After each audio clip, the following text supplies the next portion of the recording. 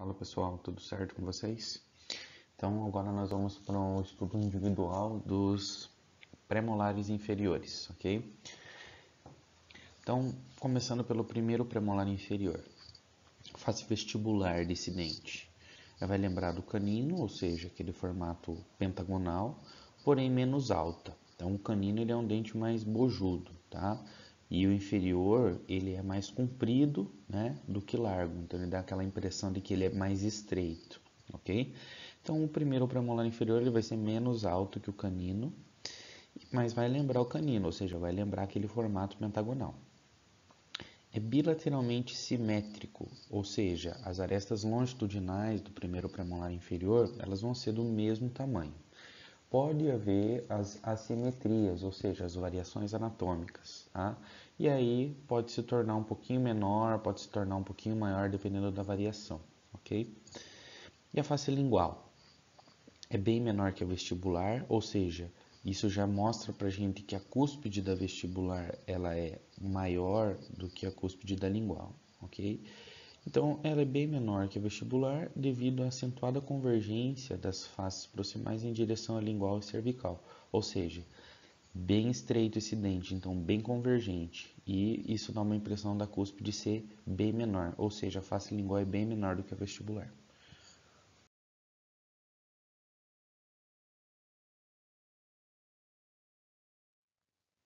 E aqui nessas imagens a gente consegue observar. Primeiro na imagem ali do lado direito, as duas superiores. Primeiro o premolar inferior e as de baixo, segundo o premolar inferior. Então observem a diferença aí já entre os dois. Primeiro premolar inferior então menor do que o segundo, né? O segundo premolar ele é maior. Na parte superior isso se dá ao contrário, né? O primeiro premolar superior ele é maior do que o segundo. Embaixo, o primeiro é menor e o segundo é maior.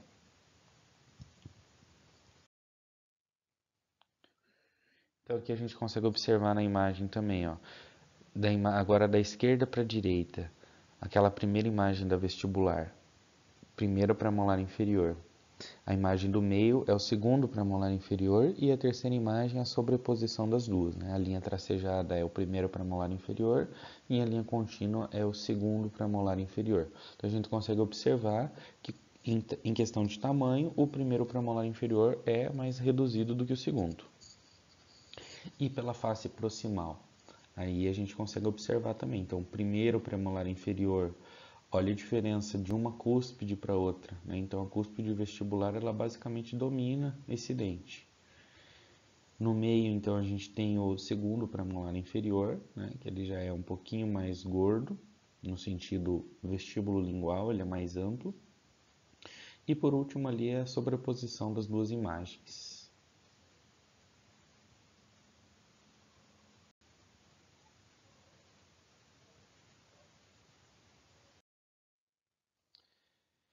As faces de contato, ou seja, mesial e distal. Então, se a gente observar esse dente pelas faces de contato, a gente vai conseguir observar uma convexidade da face vestibular e a inclinação dessa face para a lingual e a bossa vestibular, tá? Então, na imagem anterior que eu passei para vocês, a gente consegue observar bem. Então, os elementos inferiores, eles têm uma característica de ser um pouquinho inclinados para dentro, tá?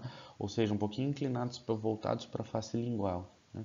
Então, na face de contato, na mesial e na distal, que a gente consegue observar bem isso. A crista marginal mesial é mais baixa do que a distal e mais inclinada de vestibular para lingual. Isso também pode ser uma variação anatômica, certo? Mas observem essa frase. Sua crista marginal mesial é mais baixa do que a distal, tá? Então, a crista marginal, ele vai ser assim, ó. Em cima, quando a gente estava estudando, eu falei para vocês que sempre a mesial é um pouquinho maior do que a distal, tá? Por quê? Porque a nossa boca ela faz uma curvatura. E na parte de baixo, isso tem que ser acompanhado, né? Então, ou seja, como é que a gente vai acompanhar se a mesial de cima é maior e a distal é menor? Então, a mesial nos dentes de baixo ela vai ser um pouquinho menor e a distal vai ser um pouquinho mais alta. Ou seja, à medida que a gente vai indo para trás, ele vai subindo, vai criando uma rampinha, né? Como se fosse uma rampa para cima, assim. Então, é isso que quer dizer. A crista marginal mesial é mais baixa do que a distal. Isso vai se passar em todos os outros dentes para a gente poder ter essa curva também. Face oclusal. A cúspide vestibular, igual eu falei para vocês, domina a face oclusal. Por quê? Porque ela é bem robusta, ela é bem maior comparado com a da lingual. As cúspides vestibular e lingual são quase sempre unidas pela ponte de esmalte. Então, no primeiro premolar inferior, na sua face oclusal, ele apresenta uma ponte de esmalte. Tá? Essa ponte ela vai unir as duas cúspides. Pode haver essa ponte de esmalte, como pode não haver. Tá? Se tiver essa ponte de esmalte, vai limitar uma fóssula de cada lado. Tá? Me perdoem aí a escrita. Então, vai ter uma fóssula de cada lado. A distal é maior que a mesial e fica numa posição mais lingual, tá? Ou seja, ele vai ficar um pouquinho mais lá voltado para a língua. Então, essas fósseas elas não estão assim paralelas, elas estão meio que transversal, sabe? Então, ela está torta. A distal está mais voltada lá para a lingual e a outra, a porção mesial, está um pouquinho mais para cima, tá? Então, aqui nessa imagem a gente consegue observar bem. Primeira imagem, a gente tem o primeiro premolar inferior, mostrando que a cúspide da vestibular domina mais esse dente, né? E no meio a gente tem o segundo premolar inferior. Então observem o sulco ali, ó, que está passando no primeiro dente, no primeiro premolar inferior. A gente consegue observar, ó, uma fóssula nele só aqui, um pouquinho mais deslocada para distal, né? Para lingual, desculpa. E a outra um pouquinho mais centralizada, tá? Do lado direito lá um pouquinho mais centralizada. Isso acontece por conta da ponte de esmalte que tem, tá? Então, às vezes, onde ela acaba ali, onde tem uma leve suavização dela, a gente tem a presença dessa fóssula, ok?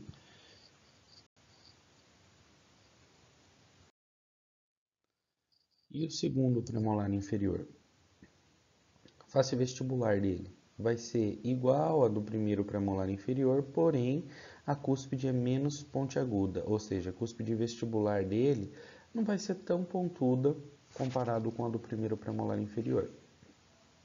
E as suas arestas longitudinais, elas são mais horizontalizadas, ou seja, ela não faz aquele formato de chapéuzinho tão agudo, tá? Igual ao dos outros. Então ela é mais plana, ela é mais horizontal.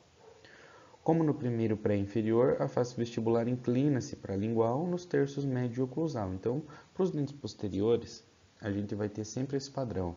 O dente ele vai ser mais inclinado, ou seja, a face vestibular dele ela vai ter uma inclinação maior, tá? Passando ali o terço médio, né, passando a bossa, a gente vai ter já uma inclinação um pouquinho mais acentuada comparado com os superiores.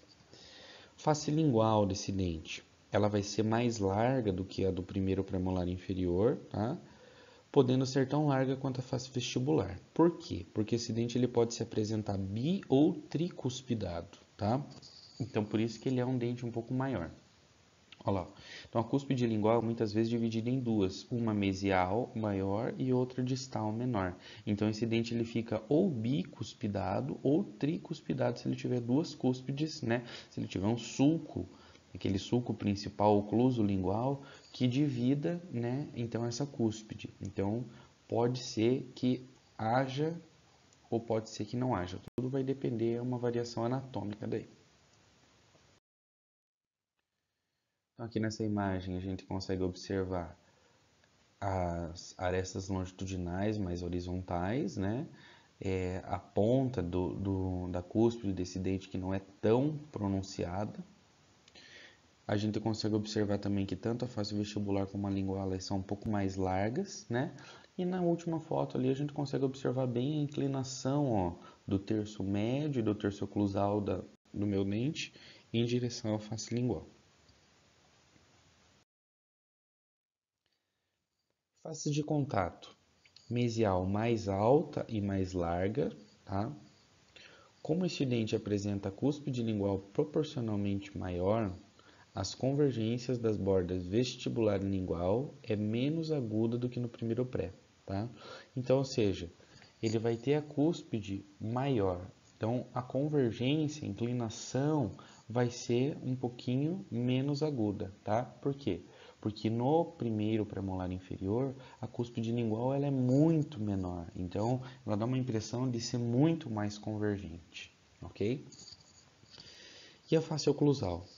Vai ter um contorno, então, circular por conta das dimensões da cúspide e da face lingual. Ou seja, como ele pode ser tricuspidado, então ele vai ter um contorno mais circular, ele vai ser mais largo, tanto ali na vestibular, por conta das arestas longitudinais mais horizontais, e lá na lingual também, por conta dele ser tricuspidado.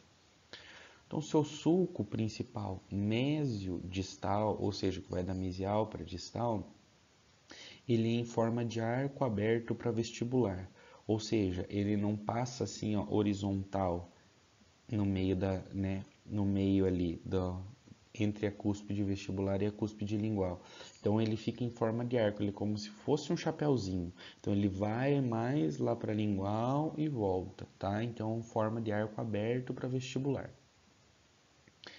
Da parte mais distal deste sulco parte uma depressão rasa em direção à lingual, ou seja, uma fóssula, tá?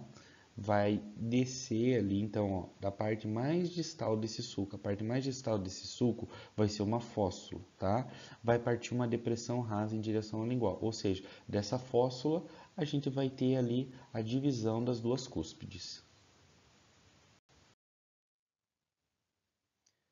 E aqui nessa imagem a gente consegue observar também aí, novamente a direção do sulco, né? A inclinação ali que é um pouco mais voltado para lingual, no primeiro premolar inferior, e em forma de arco aberto no dente no meio, tá? Então o sulco ali, ó, ele não passa horizontal bem certinho entre as duas cúspides, ele é mais voltado para lingual. Então ele fica em forma de arco aberto para vestibular.